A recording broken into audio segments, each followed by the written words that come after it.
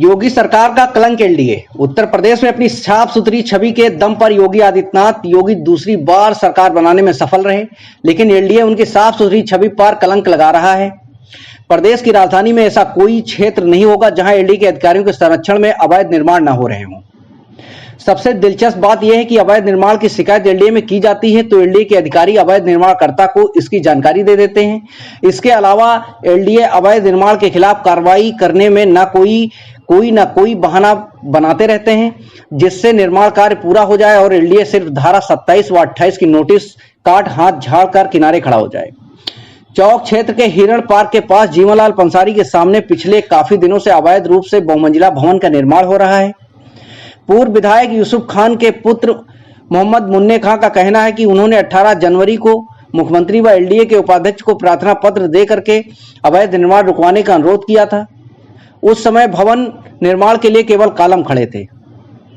वो अभी तक आधा दर्जन से अधिक बार एलडीए के अधिकारियों को प्रार्थना पत्र दे करके अवैध निर्माण रुकवाने का आग्रह कर चुके हैं, लेकिन निर्माण कार्य लगातार जारी है।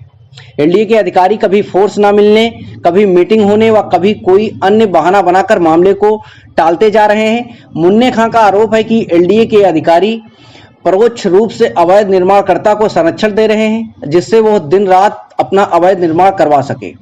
विधायक पुत्र ने बताया कि आज भी एलडीए के विहित प्राधिकारी कमलजीत सिंह को प्रार्थना पत्र दे करके अवैध निर्माण रुकवाने की बात कही, लेकिन कमलजीत ने आज भी फोर्स न मिलने की बात कर मामले को टाल दिया।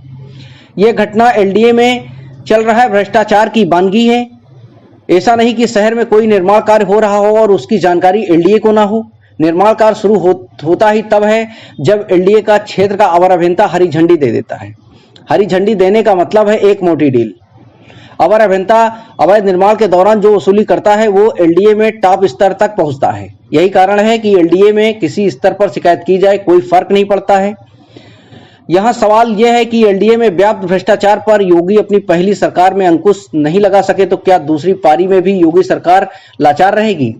ऐसा कैसे कहा जा सकता है कि एलडीए में व्याप्त भ्रष्टाचार की जानकारी मुख्यमंत्री योगी आदित्यनाथ को नहीं है, क्योंकि अवैध निर्माण की शिकायतें मुख्यमंत्री तक की जाती हैं। अब देखना यह है कि अपने दूसरे कार्यकाल में योगी एलडीए के अधिकारियों पर कैसे अंकुश लगाकर अपनी साफ सुथरी छवि पर लगे कलंक को मिटाते हैं। Prime time news.